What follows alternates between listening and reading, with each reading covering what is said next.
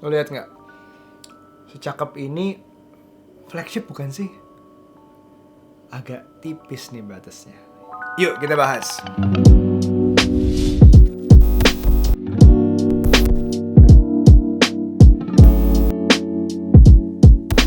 Ini adalah Vivo V25 Pro. Ini bukan flagship ya. Kemarin flagshipnya udah gue bahas kan. Lo bisa lihat di link di sini adalah Vivo X80 Pro.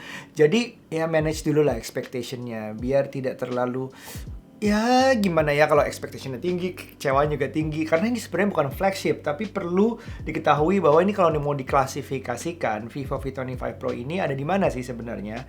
Dia tentunya tipis kalau ini flagship ya. Dia hampir nyentuh flagship, tapi dia bisa dibilang tertinggi di kasta mid-range-nya Vivo. Oke? Salah satu faktornya yang paling penting bagi gue adalah spesifikasinya. Dia menggunakan prosesor Dimensity 1300 dengan Bionic Cooling System. Artinya, untuk main game udah aman banget, nggak perlu khawatir overheating, dan bisa mendapatkan skor benchmark di 600 ribuan, dan ini juga udah termasuk 5G.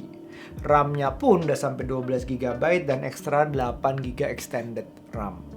RAM-nya juga udah LDDR 4 kali dan storage-nya 256 GB, dan ya dia udah pakai UFS yang 3.1 yang artinya itu bisa bikin lebih cepet banget untuk ngopi file sampai 2 kali lipat dan install file sampai 30-35% kali lebih cepet lah.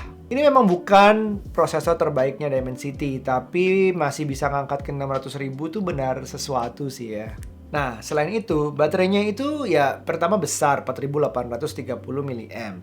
Terus dia juga udah fast charging berserta chargernya yang 66 watt flash charge dan termasuk di dalam boxnya. Dan jangan khawatir karena chargingnya ini udah aman dengan 24 dimension security protection. Jadi nggak ada deh yang aneh-aneh terjadi dengan chargingnya. Wah iya sih tahu, flagship zaman sekarang tuh udah nggak ada yang beli udah ada chargernya, semuanya nggak ada ya. Tapi ini flash charge chargernya, 66 watt, 71% dalam 30 menit. Masa bisa nolak?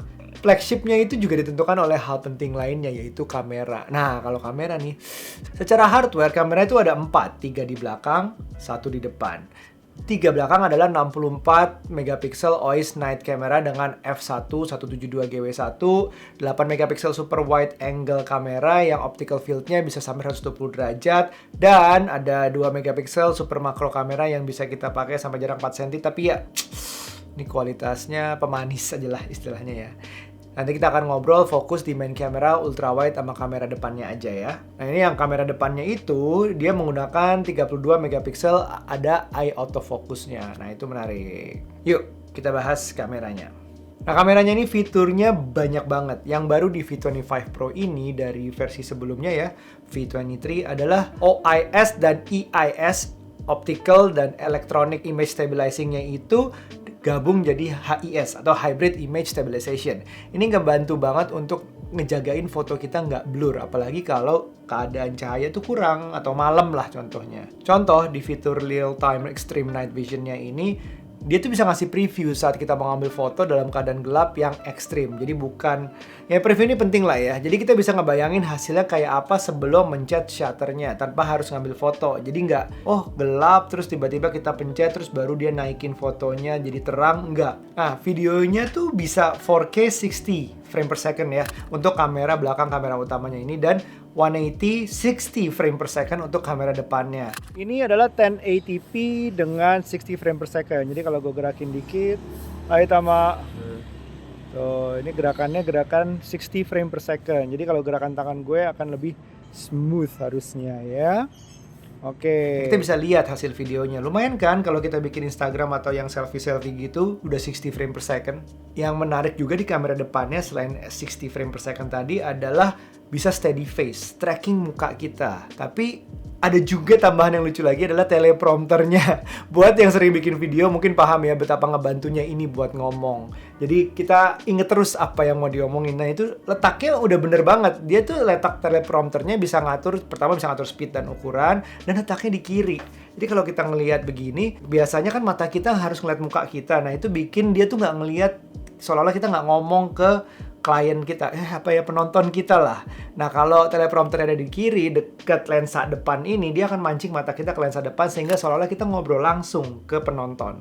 Good placement, gue suka banget, ini dipikirin secara detail. Selain teleprompter, ada beberapa ya, fitur tambahan yang lumayan ngebantu juga. Ada dual view video. Itu misalnya buat lo yang mau bikin video reaction mungkin, jadi kita lihat apa yang ada di depan kamera, dan kitanya jadi reaksinya kayak gimana.